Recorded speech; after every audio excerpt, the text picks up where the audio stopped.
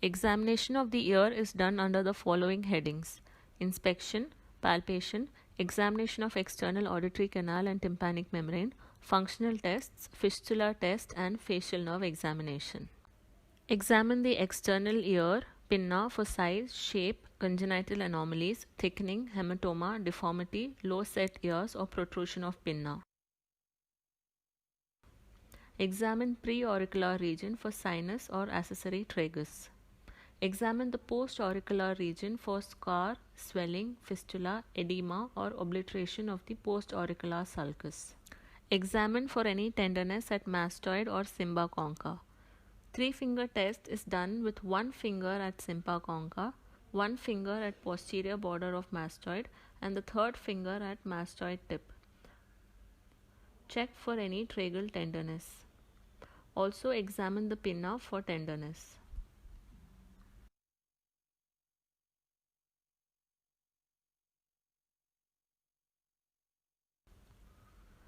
To examine the external auditory canal and tympanic membrane, the pinna should be pulled outwards, upwards, and backwards to make the external auditory canal straight. Examine for any wax, fungus, discharge, or foreign body. Examine the rest of the canal and tympanic membrane with the help of a speculum. The tympanic membrane should be examined for color, perforation, handle of malleolus, cone of light, various quadrants should be examined, granulation tissue, any retraction pockets, congestion and mobility of the tympanic membrane. The tympanic membrane has two shadows, shadow of the round window and shadow of the inquidostapedial joint. Functional tests are the tuning fork tests. Routinely 512 Hz is used.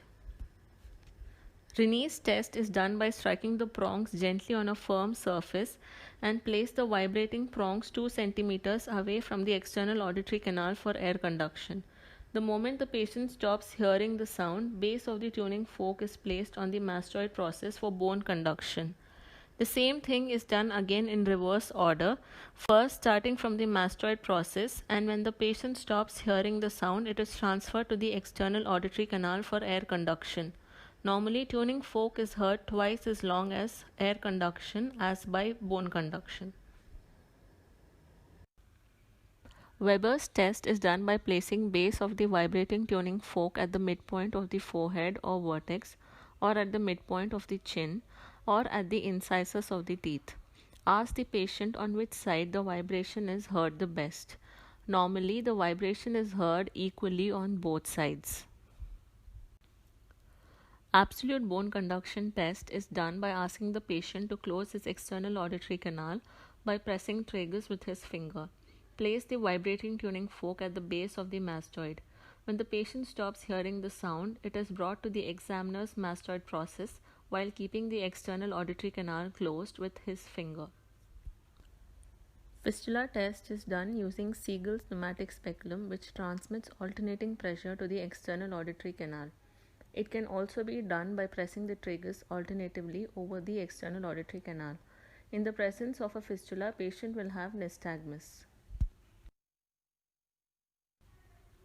Facial nerve examination is done by asking the patient to raise his eyebrows, tightly close his eyes, blow his cheek, and stretch his neck.